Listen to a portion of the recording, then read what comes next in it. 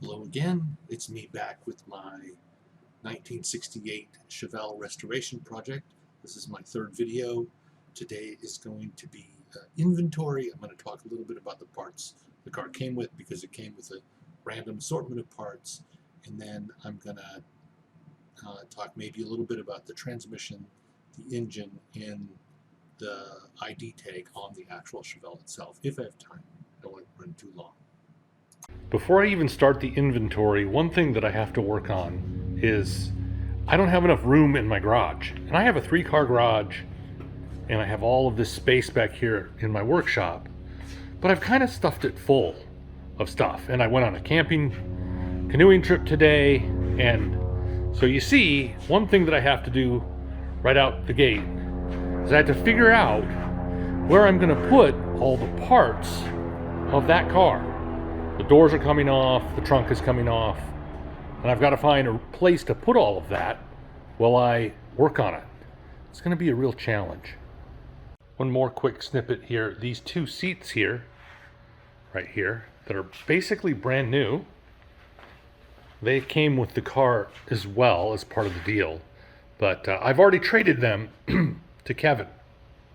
Kevin is my buddy with the 63 Chevy, and he's the one that helped me go get it. He had a trailer, and he actually took 2 trips with me, 4-hour round trips to Ephrata to look at the car.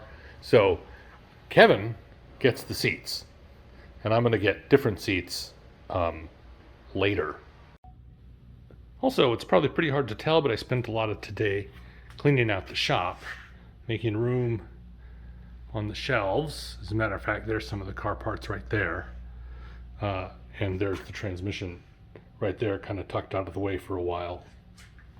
Just didn't have enough room for all my stuff. I had kind of let the shop fill up with stuff that wasn't that important. So here we are. Just going to run through this inventory really quick for my benefit.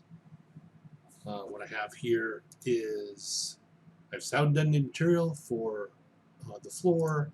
I have carpet. I also have all of the parts to make a new hinge. The hinge and the springs and the bolts. Now here's where things get very random. I have a bunch of interior parts. I have the pillar pads, interior molded pads. I have dash lens gauge stuff. I don't even know if I'll be able to use these because I may need to replace all of the dash with something more modern.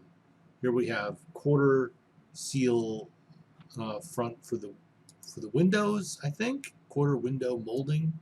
Yeah, those need to be replaced. Here's the step plates that go on the side. You even have a little Body by Fisher little sticker on them. And then here is the dome light. I mean, I don't have a headliner, I don't have anything else, but I've got a dome light. Okay, next up is the cross member for the transmission support. This is supposed to be tailor-made to fit with the LS swap, as well as a drive shaft that is also supposed to fit right in. I can't say for sure that I'm going to keep those parts or use those parts, but supposedly they're tailor-made for the Chevelle.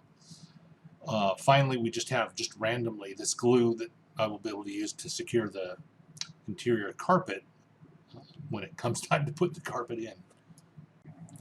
Okay, next up I have some sheet metal. I have 2 panels to replace the rusted trunk floor. However, one of them had a piece that was just randomly cut out of it. The owner before me bought the panels, and then cut part out for some reason. So we'll have to see if I have enough panel left to replace what is damaged in the trunk.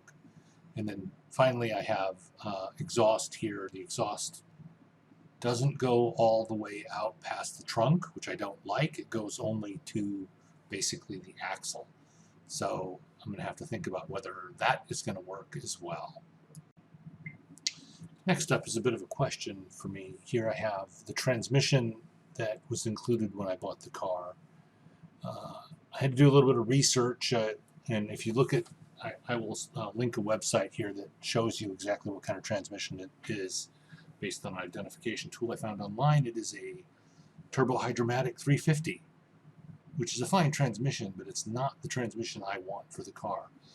The guy I bought it from said that they'd gone over it, and if you look, you can see it has a new gasket around the oil pan, and it has some new widgets on the end, but it also has some obvious damage, like the shifter looks like it has, the teeth are kind of worn off.